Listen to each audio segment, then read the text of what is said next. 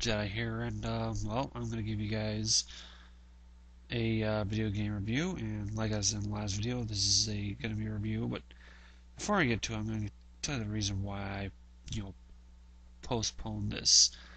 I'm not gonna beat around the bush or make up some stupid excuse. I just procrastinated because I didn't feel like doing it.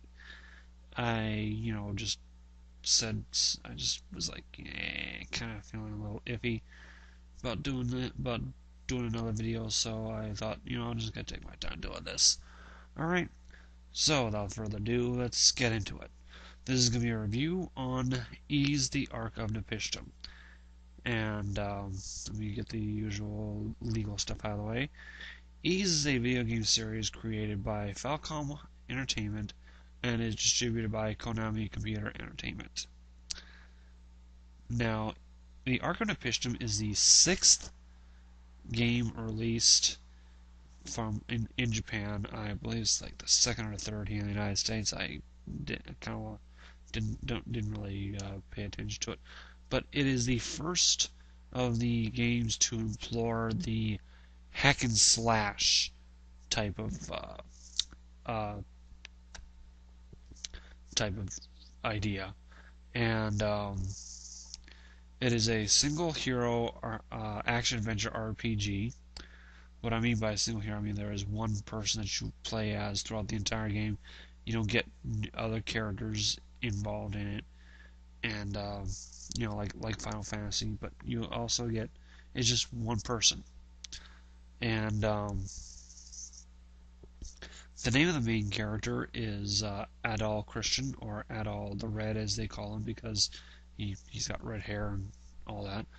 And he's got red hair and he wears red armor.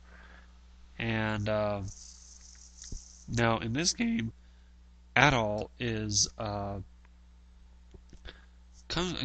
he is at some bar in some city, and he is encountered by a friend of his, which I believe the pronunciation, I don't know the pronunciation, but I'm going to pronounce it like this, Dogi.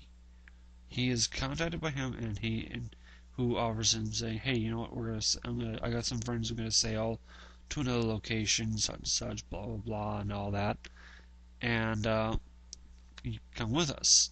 Well, Adol says, okay, I'll come with you.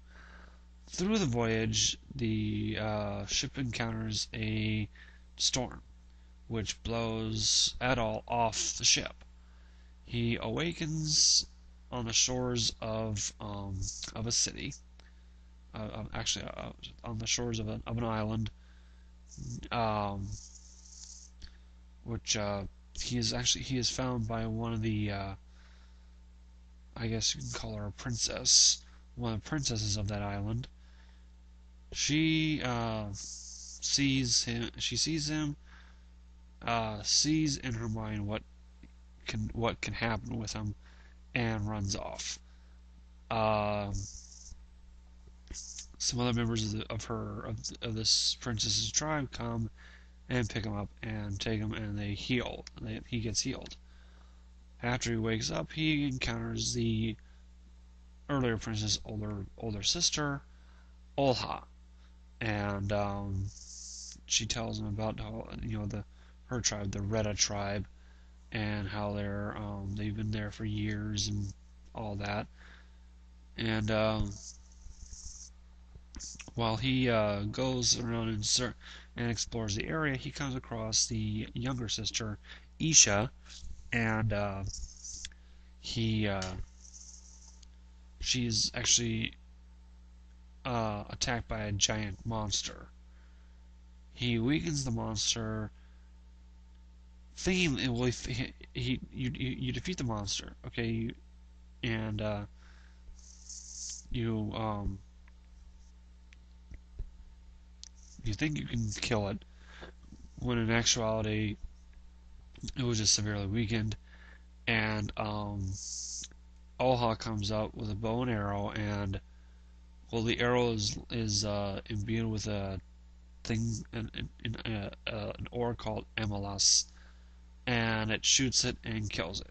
MLS is the only thing that can kill, the creatures of that land. And afterwards, you go through and find different.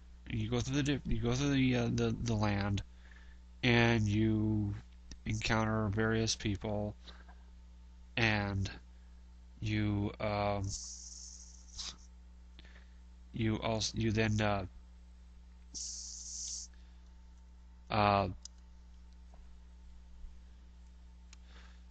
let's see, you encounter various people, and you end up finding out the story.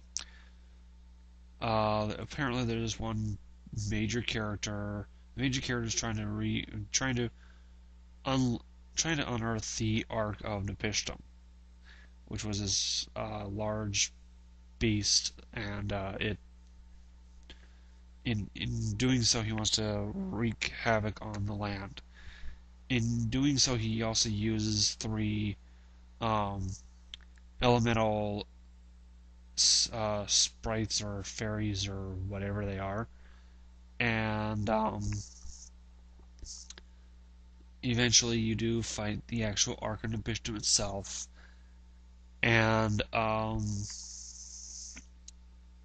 that is basically the whole game right there. Um, I originally got this game for the PS2. Never got a chance to play it because, well, other people were,